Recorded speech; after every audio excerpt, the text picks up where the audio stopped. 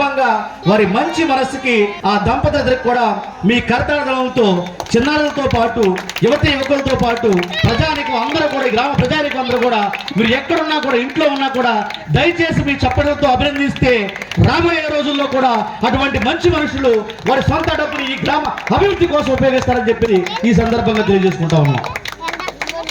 అదేవిధంగా ప్రియమైన మిత్రులారా, ఇది ఎక్కడి నుంచి వచ్చింది ఈ ఆలోచన? మనందరి దేవుడు పిల్లలు మాట్లాడమాకంటారా? మనందరి దేవుడు ఈ రోజున ఒక ఎస్సీ గ్రామంలో ఒకప్పుడు అంటరానితనానికి కులవక్షి గురయ్యి ఈ రోడ్డు మీద నడవడానికి మనకు అవకాశం లేదు. ఒకప్పుడు మన తాతలు ముత్తాతలు ఈ రోడ్డు మీద నడవాలంటే చెప్పులు లేకుండా నడిచేవాడు. ఒకప్పుడు నడిస్తే మనం రోడ్డు మైలైపోతుందని చెప్పేసి మన నడువుకి తాటాకో చేటో కట్టేవాళ్ళు. అదేవిధంగా మనకు ఊస్తే మైలైపోతుందని చెప్పేసి మెడకి నల్ల ముంత కట్టేవాళ్ళు. తెల్ల ముంత కడితే మళ్ళీ మన గౌరవం పెరిగిపోద్దామని చెప్పేసి. అదేవిధంగా వీళ్ళు ఎస్టీకి చెందిన వాళ్ళు, మాలతీలకు చెందిన వాళ్ళు చెప్పేసి ఎడం కాలుకి ఎర్రతాడు కడితే మన గౌరవం పెరిగిపోద్దని చెప్పేసి నల్లతాడు కట్టేవాళ్ళు. ప్రియమైన ఈ గ్రామ ప్రజలారా, విద్యార్థులారా, యువకులారా, మీరందరూ కూడా ఒకసారి ఆలోచించండి. ఒకప్పుడు మనం జీవించడానికి హక్కు లేదు, చదువుకోవడానికి హక్కు లేదు, అన్నం తినడానికి హక్కు లేదు, అదేవిధంగా మంచినీళ్ళు తాగడానికి హక్కు లేదు.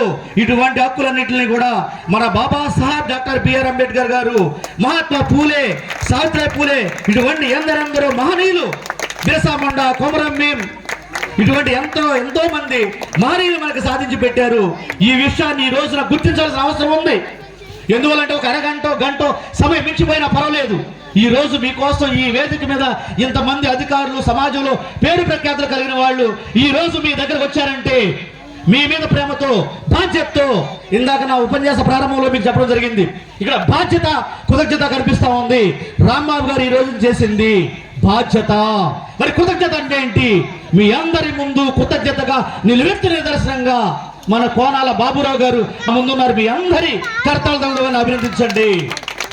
ఈ రోజున ఈ గ్రామంలో 50 సంవత్సరాల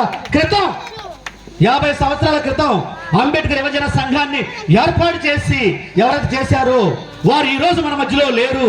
కానీ వారు ఏదైతే ఒక పునాదిని నిర్మించారో, అరే పిల్లలు అలా చేస్తున్నారండి,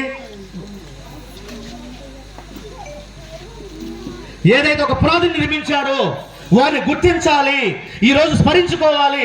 అదే విధంగా వారి వారసులు ఎవరైతే ఉన్నారో వారిని పిలిచి ఇక్కడ సన్మానించాలని చెప్పేసి మహోన్నతమైన గుండెల నిండా ప్రేమ, భక్తి ఈ గ్రామ ప్రజలందరూ కూడా నా వాళ్ళు, నా రక్త సంబంధికులు. ఒక్కసారి మీరు గమనించండి, సభలో సమావేశాల్లో మనం గమనించాలి, పరిశీలన చేయాలి. మన బాబాసాహెబ్ అంబేద్కర్ జ్ఞానానికి ప్రతీక.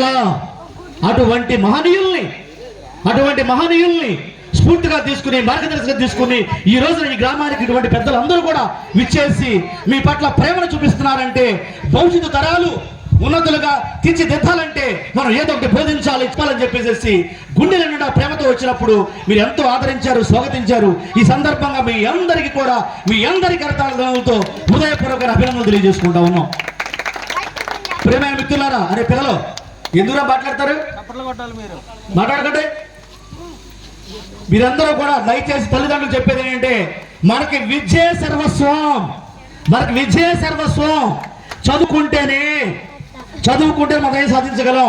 ఒకవేళ తల్లిదండ్రులకు చదువుకునే అవకాశం లేదు కాబట్టి మీ పిల్లల్ని మీరు చదివించండి. చదవకపోతే ఈ భారతదేశంలో మనం బ్రతకలేము. బాబాసాహెబ్ అంబేద్కర్ గారు ప్రాణ త్యాగం చేశారు మన కోసం. వారి రెండవ బిడ్డ గంగాధర్ చనిపోయినప్పుడు ఆ పార్థివ దేహం పైన ఒక తెల్లగుడ్డ కప్పడానికి కూడా అవకాశం లేకపోతే డాక్టర్ బిఆర్ అంబేద్కర్ సతీమణి రమాబాయి వారి పండితుని చింపి ఆ దేహం మీద పరిచింది. కానీ ఆ రోజు నాటికే అంబేద్కర్ లక్షలాది రూపాయలు సంపాదించగలిగే చదువు, జ్ఞానం అన్ని కూడా ఆయనకున్నాయి. కానీ మన కోసం ఊరూరా ఈ భారతదేశం మొత్తం తిరుగుతున్న సందర్భంలో, జేబులో చిల్లిగా వాళ్ళు లేని సందర్భంలో, పిల్లల అనారోగ్యానికి పాలైనప్పుడు ఆ పిల్లల్ని చికిత్స చేయించుకునే డబ్బులు కూడా లేకపోతే తృణప్రాయంగా వారి బిడ్డలను కూడా ఈ దేశం కోసం సమర్పించారు. ప్రాణం పోతున్నా కూడా ఈ దేశం నాకే కావాలన్నారు. అటువంటి త్యాగాల పునాదుల మీద ఈ రోజున ఈ భారతదేశంలో ఎస్సీ, ఎస్టీ, బీసీ మైనారిటీలందరూ కూడా జీవిస్తా ఉన్నాం. దయచేసి పిల్లలు, పెద్దవాళ్ళు కూడా గమనించాల్సింది, బాబాసాహెబ్ అంబేద్కర్ యొక్క విగ్రహాన్ని స్థాపించితే సరిపోదు. ఆ విగ్రహం, ఆ బాబాసాహెబ్ అంబేద్కర్ మనకు ఏమైనా సందేశం ఇచ్చారు, ఏ భావజాలం ఇచ్చారు, అది గుర్తుపెట్టుకోవాల్సిన అవసరం ఉంది. బాబాసాహెబ్ ఈ దేశ ప్రజలైన మనందరికి కూడా అనగారిన అనగదొక్కబడిన వర్గాలకి ఏ సందేశం ఇచ్చారంటే ఈ దేశాన్ని మీరు వేలాలి, మీరు ప్రధాన